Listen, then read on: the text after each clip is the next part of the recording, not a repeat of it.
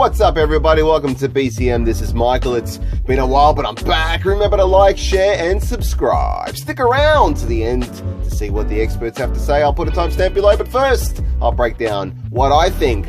Órale, carnal! Saul Canelo Alvarez, the current WBA regular super middleweight champ, faces off against the current WBA super world super middleweight title holder, Callum Mundo Smith, for that title.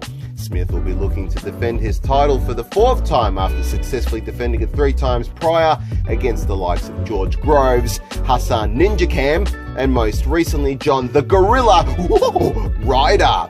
The bout promises to be a cracker of a fight and a battle of the body snatchers where the ribs of both fighters will surely get banged all night.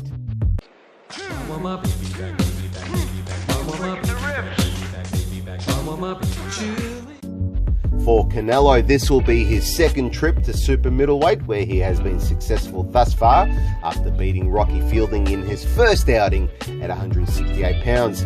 He has also gone up to light heavyweight, where he beat Sergey Kovalev for the WBO light heavyweight title, a title that is now vacated.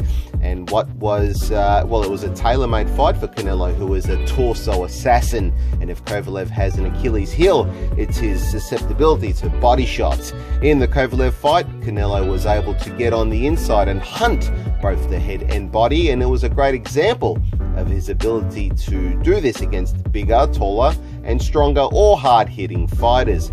He did the same, albeit at a lighter catch weight of 164 pounds against the frankly uninspired-looking Julio Cesar Chavez Jr.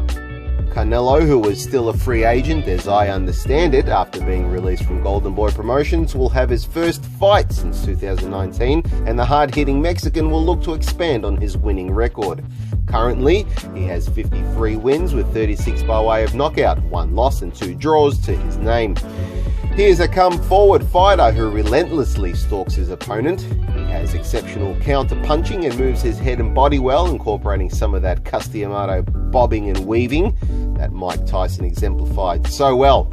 He does get hit, as we saw in his controversial fights with Triple G. I say controversial because a lot of people don't believe he won those fights, particularly the first encounter, but regardless, Canelo, which means cinnamon in Spanish, I bet you non-Spanish speaking folk didn't know that. Anyway, he has a chin.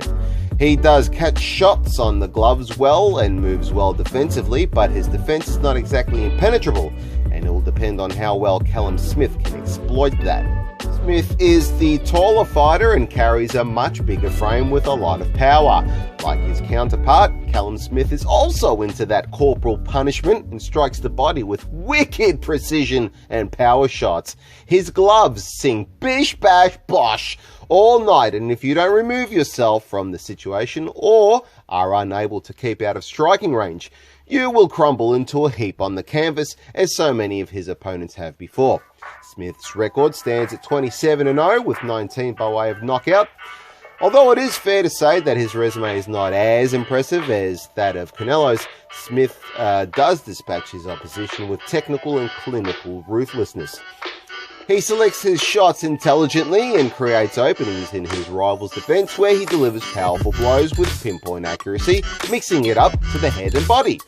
The big Liverpudlian cuts the ring off well when his opponent attempts to take the shoelace express, and he equally controls the range well, which he will need to dictate that against Canelo if he's going to keep him at bay. This will be a big step up for Smith, as he will be facing a notable and experienced fighter in Canelo in his backyard.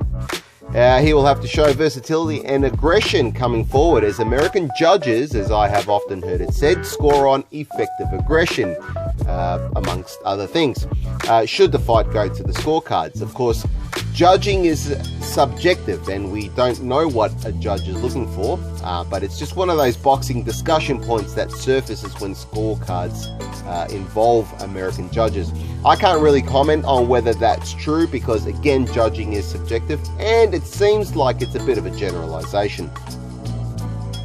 Callum Smith will no doubt hope to end the fight before the 12 rounds to eliminate any doubt and And even though he is solely focused on his own career, I'm sure as a bonus he wouldn't mind getting some revenge for his older bro, Liam Beefy Smith, who lost by KO to Canelo when the two met in 2016.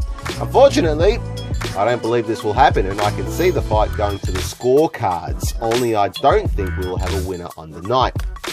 Now, Canelo, he has the ability to draw a fight out into a war. Yes, he'll be looking for a knockout, most likely, but the durable Mexican can also take a fight into the quagmire of the deeper rounds. And because both fighters are exceptional at accurately landing shots, I anticipate a relatively free exchange of point-scoring punching, just like in the amateurs, which I think will result in a draw after 12 rounds.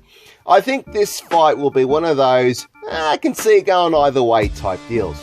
Now, if I'm wrong, I'm happy to eat a long time preserved and funky serving of balut, but I'm fence-sitting on this one, and I'm calling it a draw. Before we hear from the experts, a reminder that if you want to show your support, you can like, share, and subscribe. Life is a fight outside the ring, and if you are struggling with depression, anxiety, substance abuse, low self-esteem, debt, sleepless nights, and so much more, I can tell you, I have been there, and I have some crazy stories to share, but more importantly, I turned my life around, and my experiences might help you to do the same. You can find out in my book, How to Get Out of Life Traps. It's available on Amazon. Just follow the link below.